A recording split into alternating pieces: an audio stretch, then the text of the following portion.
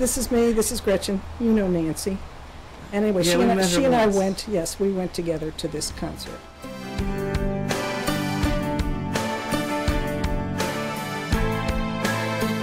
I think part of what the magic of it was the spontaneity. I mean, I don't think people expected 400,000 people to show up. I think this concert was advertised. It got out of control, but it stayed in control, was what was remarkable about it. What are you wearing? I don't know. I was in some kind of hippie garb. If they had sent a flyer out and said you have 3 days of music and stuff, is that something that you would do, or you're now forewarned? I don't think it could happen again.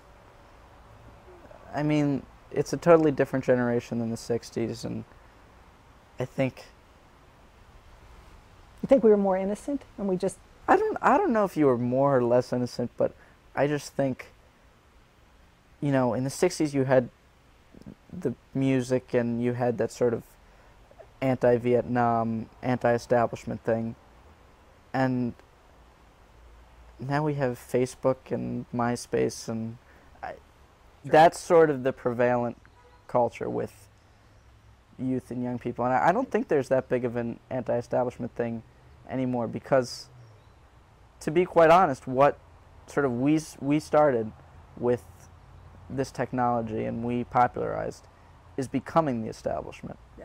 And I think that's the dominant cultural trend of the last 10 years. So then why won't you let me go on Facebook?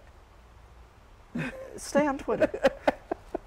No, but I understand, and also I think that you guys get your sense of community from Facebook, which is a virtual Woodstock in a way, and we got it from sort of being all in one place. There's a lot of crossover, whereas my parents and I, we had nothing in common in terms of entertainment or music or anything.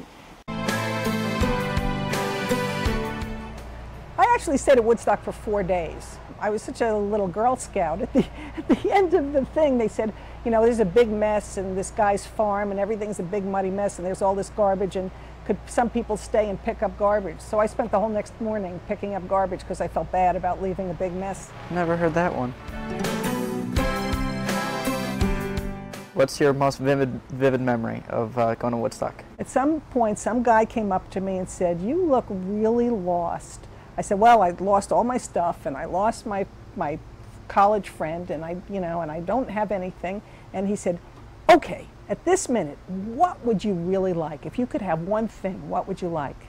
And for the life of me, I can't tell you why this happened, but the word olives popped in my head.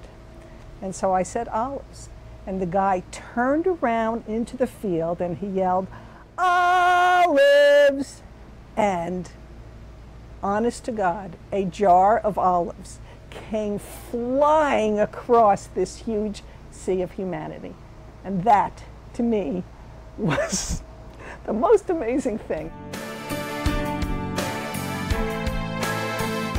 I hope that in your lifetime, and maybe you already have, maybe the election of Barack Obama and that sense of things changing or something, I hope you have an experience like that in your lifetime. You know, it's something generational.